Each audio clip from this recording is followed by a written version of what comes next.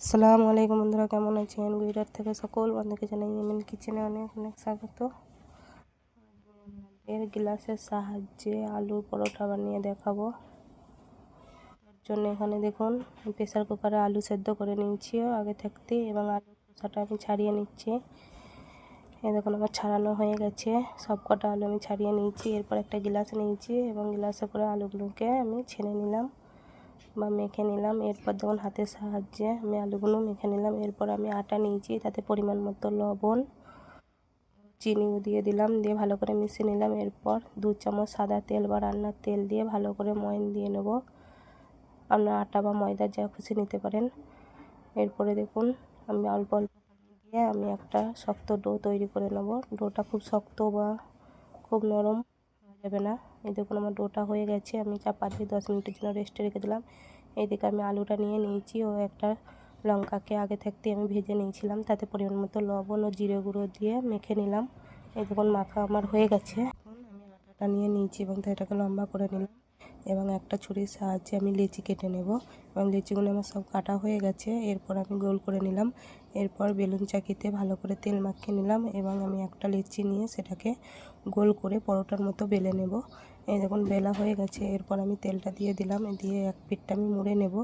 এরপর আমি গ্লাস নিয়েছি ও গ্লাসটাকে ভালো করে তেল মাখিয়ে নিলাম। এরপর ওই পিঠেটার উপরে রেখে গ্লাসটাকে ওই একটা পিঠেটার উপরে মুড়ে নিয়ে গ্লাসটা আমি ভাঁজ করে নেব। এই দেখুন গ্লাসটাকে আমি ভাঁজ করে নিয়েছি, এবং অনায়াসে এই ভাঁজটা খুলে যাচ্ছে। এই দেখুন কত সুন্দর একটা পকেট তৈরি হয়েছে। এবং এই পকেটের মধ্যে আমি আবার আলুর পুরটা দিয়ে নেব।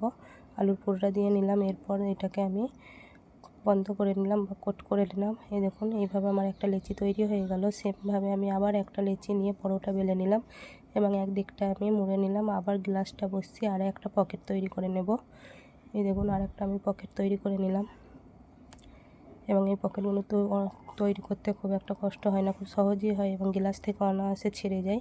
সেমভাবে দেখুন আমি পকেট তৈরি করে আবার আলুর পুরটা দিয়ে দিলাম, দিয়ে আবারও মুখটা বন্ধ করে নিলাম। এইভাবে আবার একটা পকেটে আলুর পুর দিয়ে দেখুন আবারও মুখটা বন্ধ করে নিলাম।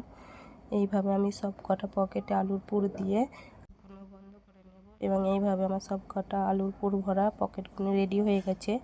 এরপর আমি একটা লেচি নিয়ে পরোটা শেপে বেলে নেব।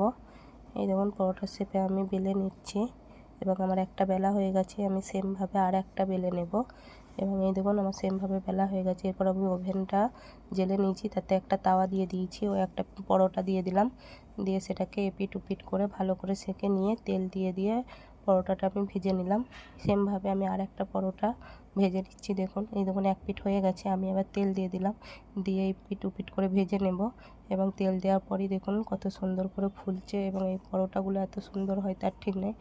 আপনারা চাইলে একবার বাড়িতে বানিয়ে দেখবেন। আমার সব কটা পরোটাই কিন্তু খুব সুন্দর ফুলেছে।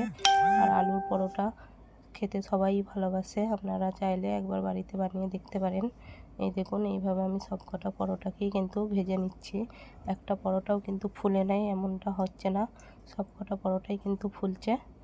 এই দেখুন আমার পরোটাগুলো সব ভাজা হয়ে গেছে। যদি ভালো লাগে তাহলে পাশে থাকবেন, লাইক কমেন্ট ও শেয়ার করবেন। ভালো থাকবেন, দোয়া করবেন। আল্লাহ হাফেজ।